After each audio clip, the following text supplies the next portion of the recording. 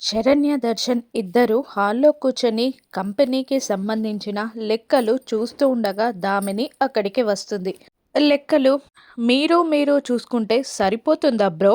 మాకు చెప్పాలి కదా అని అనగానే శరణ్య, దర్శన్, ఆనంద అయోమయంగా ఫీల్ అవుతారు. మళ్ళీ దామిని వివరంగా చెప్తూ ఈ 3 రోజుల కలెక్షన్ ఏంటి, ఖర్చులేంటి, జమ ఏంటి, డబ్బులు ఎన్ని బ్యాంక్లో డిపాజిట్ చేయబోతున్నారో అన్ని వివరాలు నాకు తెలియాలి. డబ్బులకి సంబంధించిన వివరాలన్నీ ఇకపై నేను చూసుకుంటాను అని దామిని అనగానే శరణ్య, దర్శన్, ఆనంద ముగ్గురు షాక్ అవుతారు. కానీ గొడవలు పెంచడం ఇష్టం లేక సైలెంట్గా ఉండిపోతారు.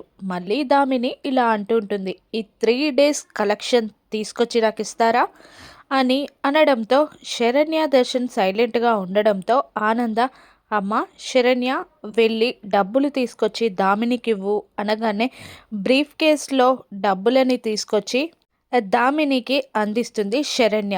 శరణ్య చేతిలో నుండి బ్రీఫ్ కేస్ తీసుకుంటూ గర్వంగా ఫీల్ అవుతూ ఉంటుంది దామిని.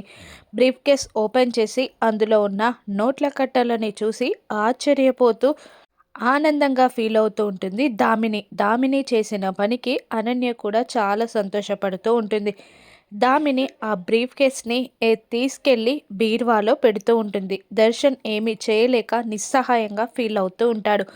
బ్రీఫ్ కేస్ని బీరువాలో పెట్టి ఆ లాక్స్ని గర్వంగా చూస్తూ ఈ ఇంటి పెత్తనమంతా నాదే అన్న లెవెల్లో ఫీల్ అవుతూ ఉంటుంది దామిని. విండో నుండి దామిని బ్రీఫ్ కేస్ని బీరువాలో పెట్టడం చూసిన అనన్య కన్నింగ్గా ఒక ఐడియా వేస్తుంది. అనన్య కన్నింగ్ ఐడియా ఏంటి? డబ్బులు నొక్కేస్తుందా? మళ్ళీ ఇంట్లో గొడవలు మొదలవుతాయా? రానున్న ఎపిసోడ్స్లో చూద్దాం. Thank you for watching.